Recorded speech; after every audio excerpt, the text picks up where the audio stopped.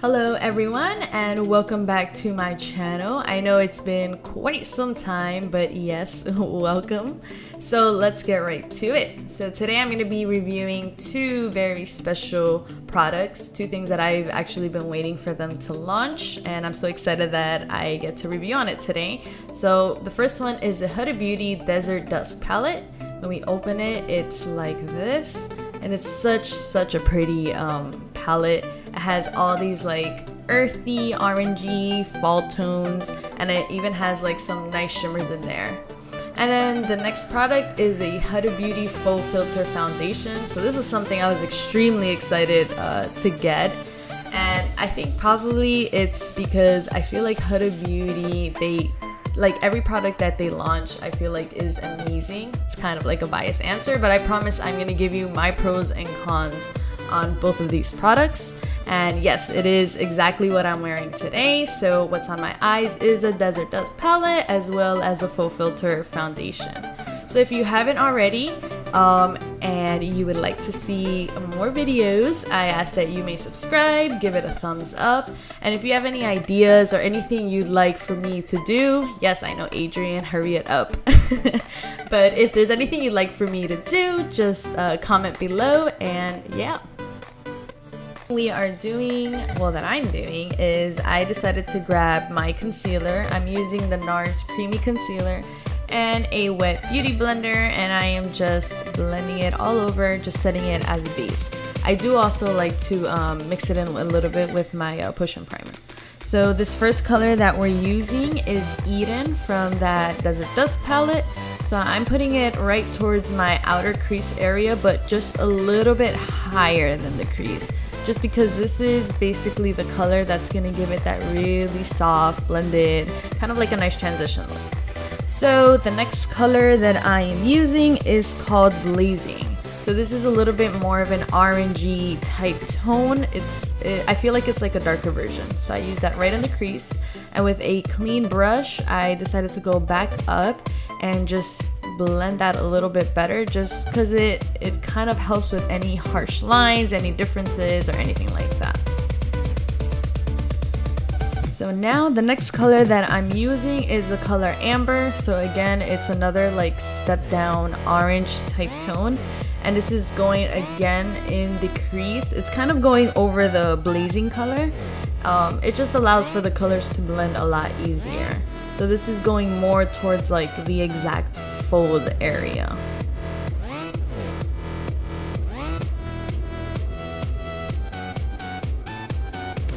Okay, and then I decided to grab a little bit of Eden once again because I felt like there was like that one spot that was kind of like missing and it was irking me.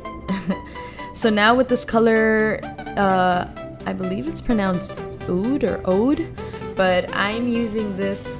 It's like a dark browny chestnut type color, and I'm using this color just to give myself a smoky eye kind of effect. So I'm basically focusing this color more towards the outer corners of my lid, a little bit on the crease, just not too much because I don't want this color to overtake those orange tones. And again, with like that clean brush, I'm basically just blending everything right over. And if you noticed, there was some fallout, so that's one of the cons that I had on this palette. But nonetheless, they're still very pretty colors, and I kind of have a thing where I like to pick up a lot of color as well. So in this part, I actually forgot to hit the record button while I was doing it, but basically we're giving ourselves a cut crease a cut crease look. So what I did is I grabbed the concealer, and we're basically doing kind of like a half cut crease eye. And so right on the top part, I was just making sure everything's like nice and smooth. And over here, I like to blend with my finger towards the concealer. Just that way it gives it another nice fade effect. And I was really excited to use this color. So it's called Twilight. And I didn't wet my brush just because I have another product that I wanted to use right over it. So I didn't want it to be like too heavy feeling or anything like that. But yes, Twilight's kind of like, it's a purple tone for sure, but it does have like some kind of blues, but the camera isn't really like picking it up as much. So I grabbed a clean it's like a crease brush, and there was like a piece of concealer that was like out of place, so yeah, that was kind of irking me, so I was just making sure we blend that out.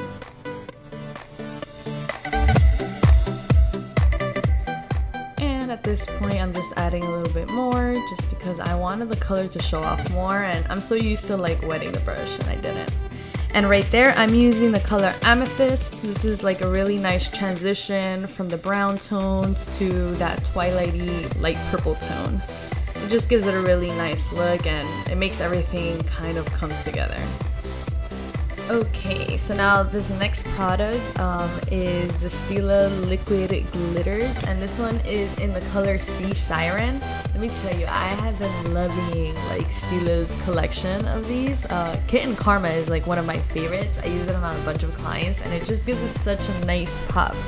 So this color is, I feel like it's the glitter version of Twilight, so I decided to layer it on top and gave it a really nice pop. So as always, we are doing a wing liner because come on, you can never go wrong with a wing liner. And the product that I'm using here is Nars. It's their I was gonna say creamy concealer. It's the Nars Paint Pot, and it's in the color Black Valley. So this one, this specific like gel eyeliner, I just feel like is creamy enough and it doesn't dry out. So, and I'm going back with that Oud color just towards the edges just to create more of a smoky eye. I like to kind of blend it with the eyeliner, but then later on I'll go over the eyeliner again. So we're topping my lashes, my natural lashes, with some mascara just so we don't have any eyeshadow. And now, since we're keeping it Huda, I decided to go for some Huda lashes as well in the style of Scarlett.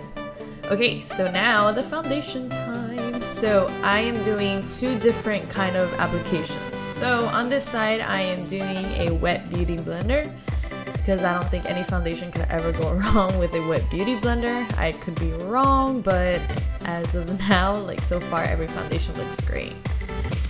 So over here, I'm using the color is Tres Leches, but you know I'm Spanish, so it's Tres Leches. And this color is a little bit more of like a yellowy tone. I promise you, it does not look like this in real life. When I was recording it, I was looking at this. I'm like, why does it look this yellow? But it actually doesn't. I do like to go like a shade one darker, just because my whole body, my neck, everything is like more yellow and it's a lot more darker than my face. My face kind of has like this pinky pale tone. And if you saw me smell it, that's one of the first things that I've noticed when using this foundation is that it has a really pretty fragrance to it. I can't exactly tell what it is, maybe more like on the florally side. I think it was pretty pleasant.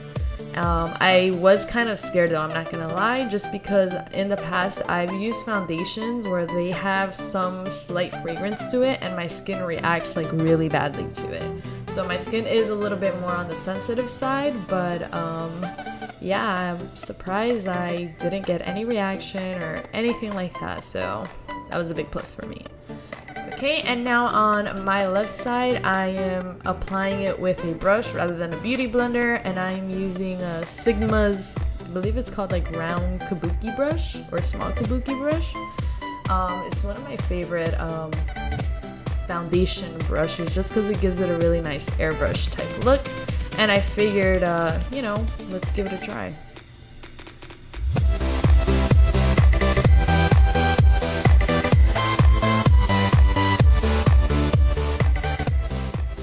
I just tell you, so far I was pretty impressed with this foundation. Like if you saw my left or my right, like before I had put on this side of foundation, like you could see the difference. Like as soon as I applied it, you know, you could just tell the smoothness of it, you know.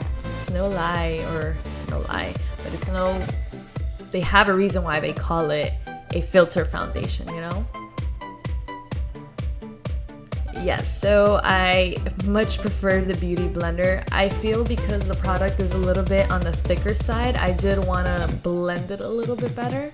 Not that you can't do it with a brush, but I think I've just accustomed myself so much to using the Beauty Blender that it just, you know, for me it's easier to blend with it.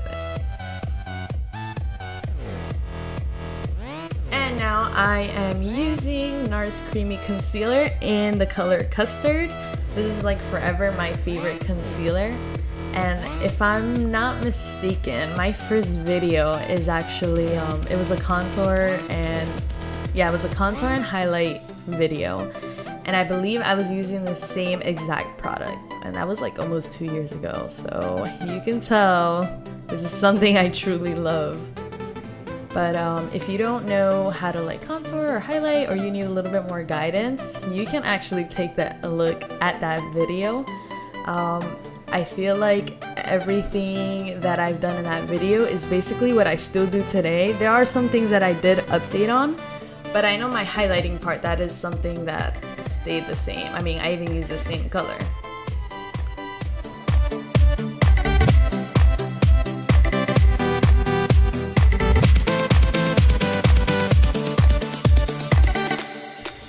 And at this point, we are just blending away.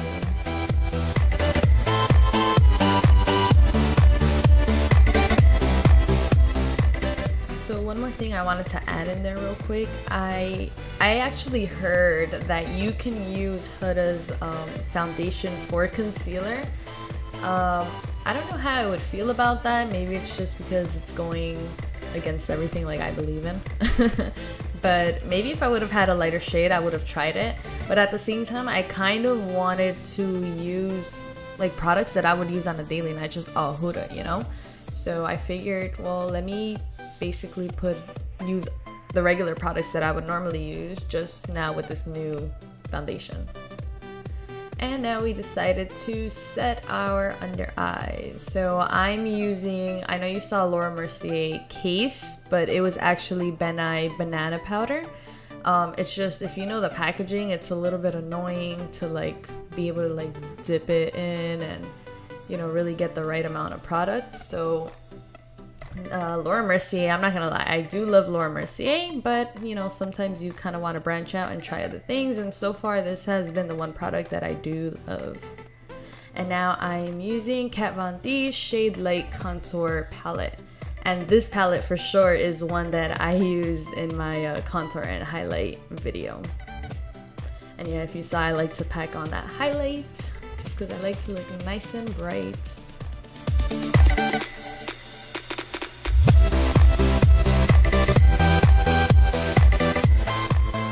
The more the better.